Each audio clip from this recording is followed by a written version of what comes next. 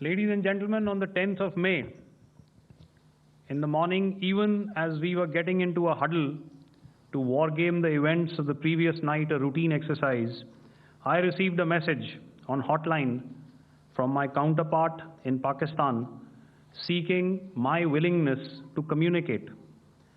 Since our initial aim was to strike at terror camps, and all our actions in the subsequent days were in response to the intrusions and violations by the Pakistan Air Force and its army, it was decided that I would indeed speak with my counterpart.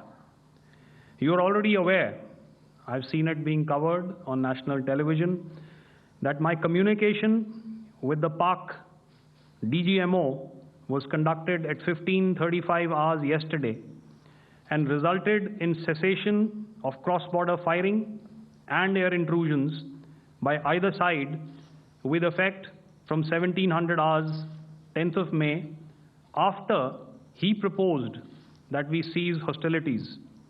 We also decided to further speak on the 12th of May, that's tomorrow, at 1200 hours, to discuss the modalities that would enable the longevity of this understanding.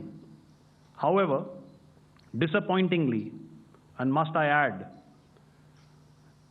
expectedly, it took only a couple of hours for the Pakistan Army to violate these arrangements by cross-border and across the line of control firing, followed by drone intrusions across the expanse of the Western Front through last night and in the early hours of the morning today.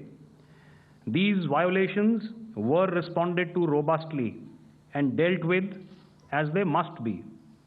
We have earlier today sent another hotline message to my counterpart highlighting these violations of the understanding between the DGMOs on the 10th of May and our firm and clear intent to respond to these fiercely and punitively, if repeated tonight, subsequently, or later. In this regard, I must inform all of you that the Chief of Army Staff has earlier today conducted a security review and has granted full authority to our Army commanders for counter-actions in the kinetic domain in case of any violation by Pakistan. In the end, I pay my solemn homage to my 5 fallen colleagues and brothers from the armed forces and civilians who have tragically lost their lives in Operation Sindoor. Our hearts go out to the bereaved families, and we express our solidarity to them in this lifetime and beyond, at this grave juncture in their lives.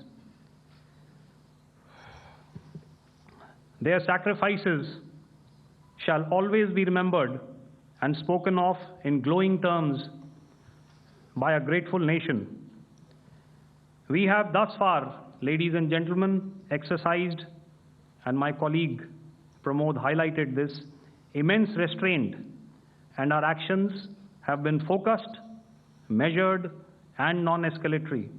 However, any threat to the sovereignty, territorial integrity, and safety of our citizens will be met with decisive force. Jai Hind.